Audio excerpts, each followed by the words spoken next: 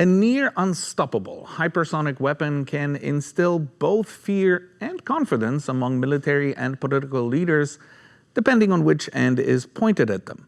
And systems like that no longer exist only in blueprints. The battlefields of Ukraine see some of the latest in military tech deployed and evaluated in combat. That's where Russia's advanced missiles meet the best air defense systems Ukraine's allies are willing to supply. But with recent changes in White House attitudes, Russian missiles may soon attack unchecked. Serhii Rakhmanin, a Ukrainian lawmaker and a member of the country's Parliamentary Committee on National Security, explains. За великим рахунком, повторюю, крім ПАК-3, нічого балістичні аеробалістичні ракети не збиває. Петріот теж збиває їх небагато. Тобто, якщо допомога в цьому аспекті зупиниться, раніше ми збивали небагато російських ескандерів, особливо Кинжалів, зараз не будемо збивати взагалі.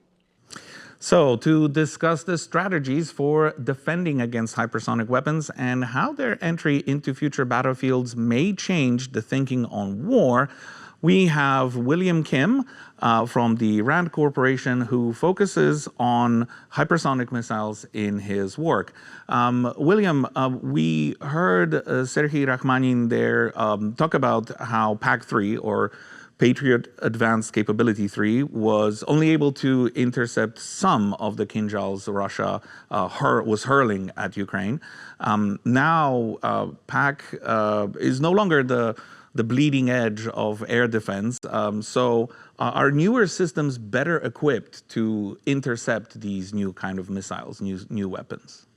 So there's certainly a lot of development in terms of hypersonic defense. So there's a U.S. program, for example, called Glide Breaker that aims to intercept hypersonics much earlier in the flight. Things like Patriot, other missile SM-6 has been stated to have perhaps have some level of capability against hypersonic weapon systems, but a lot of them are going to have what are called terminal defenses. So they may be able to defend a very small footprint and shoot hypersonic missiles down at kind of at the last minute. It might literally be the last minute. Actually, it could even be a lot less than that. So if they're intercepting them at kind of the end of the flight, well, then their defended target area isn't going to be very big. It potentially other systems could push out that envelope much further. But I think just given the challenge of even making things go through the atmosphere at hypersonic speeds in the first place, you get similar challenges with making a hypersonic missile, but then you also have to make it capable and advanced enough to hit another missile, which is also moving very fast. So I think that's going to be a tough challenge solving missiles.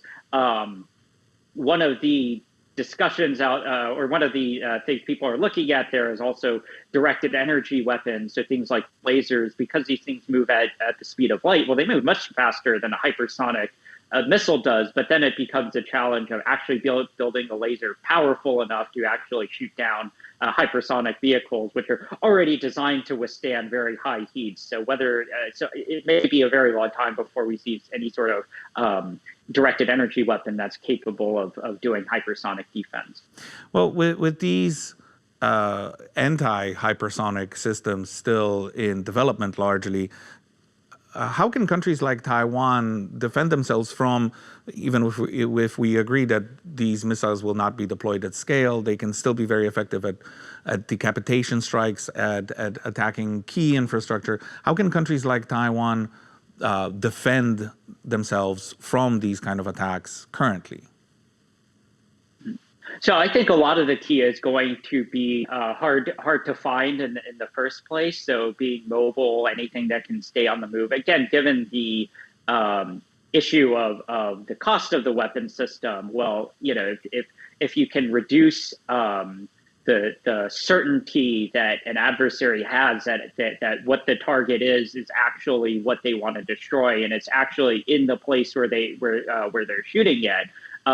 There are ways you can kind of try to disrupt that so that they may be less willing to fire a hypersonic missile in the first place, or ideally they don't find you at all. One of the benefits of hypersonics is because the response time is so quick. They may be good, better for mobile targets, but there's still that challenge of finding anything that can move in the first place.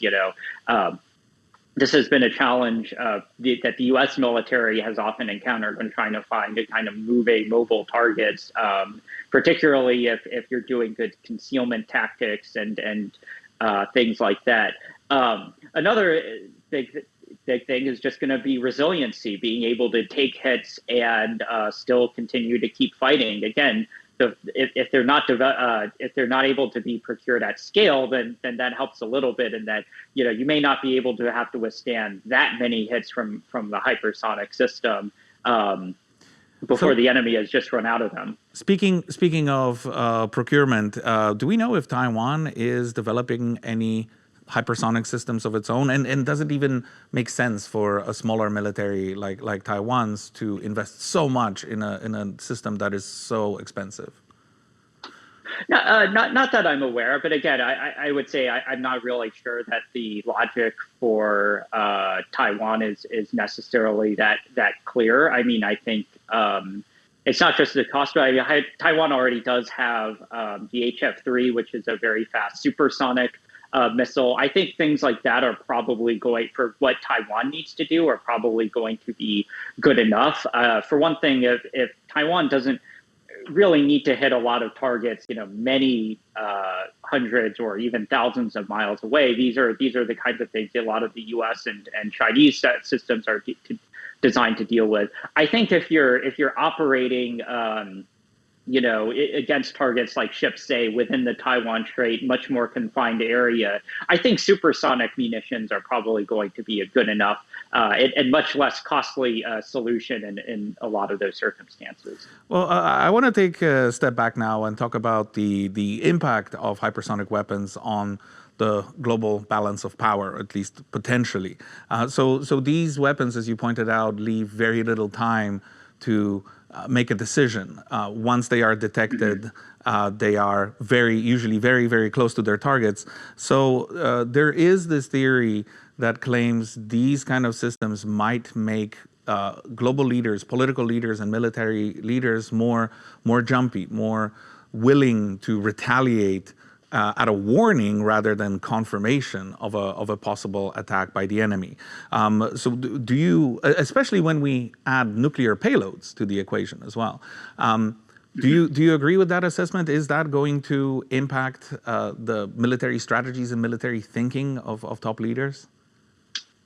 I'm not so sure I disagree or I agree as much with the warning aspect. I think that may be a bigger concern if countries weren't developing systems to not just detect but also track hypersonic systems during their flight. Again, because they are flying so fast through the atmosphere and they're generating so much heat. These are things that satellites could detect. So the U.S. right now is developing a space-based layer that can not just detect but also track hypersonic missiles in their flight. So I think that the amount of warning time is probably not. I don't think if you have something like that, I don't think it's going to be that much worse compared to ballistic missiles, which already have fairly short warning times.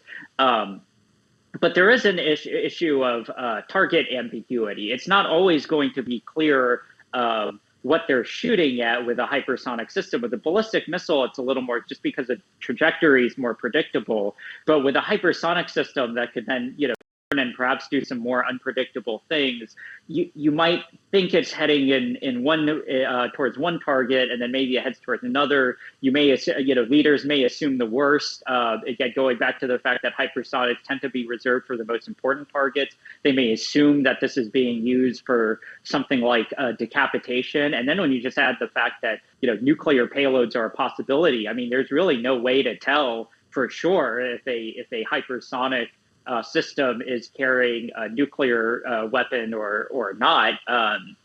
The U.S. has said that it will not put nuclear payloads on its on its hypersonic missiles, but other countries just kind of have to take you at your word for it, and countries like China and Russia don't always do that. So I think there is potentially some issue in the sense that you just don't know where the missile is going necessarily with a hypersonic system. Well, this unpredictability is making some call for an international treaty on non-proliferation of hypersonic weapons, similar to what we have with nuclear weapons. Do you think that's a good idea? Do you think that's even a feasible path forward? Given the difficulty of developing hypersonic technology, I think it could be feasible to develop some sort of arms control regime that perhaps prevents the spread of hypersonic weapon systems to smaller or middle powers and may not have the resources to develop these things on their own. And then it could be kind of potentially the U.S., Russia, and China, and some of those other countries could come up to some sort of agreement that this would be a technology that would only exist amongst themselves, and they would not, proliferate it beyond that. But I think even that would be a very big diplomatic challenge given current relations between the U.S., Russia, and China, and. But I think the good news there is again, kind of going back to what I was saying about Taiwan's use for them.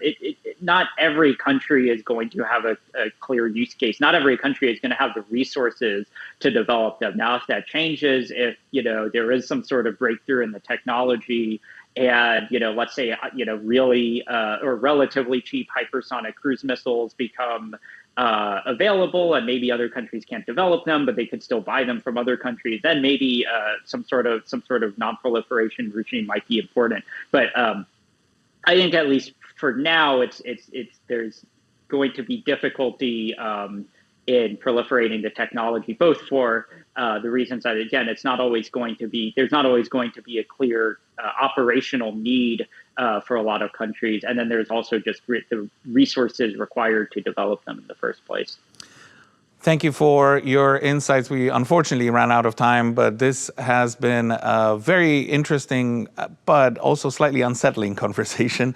Thank you again, William Kim, researcher at the RAND Corporation, focusing on, among other things, hypersonic weapons. What do you think? Should all countries pursue this technology? And how much can we trust the people with their fingers on the trigger to keep their cool? Let us know in the comments below. Click the video beside me for a discussion of who is developing hypersonics and how they might use them. And subscribe to our channel and click the notification bell if you don't want to miss more stories on tech and finance from Taiwan.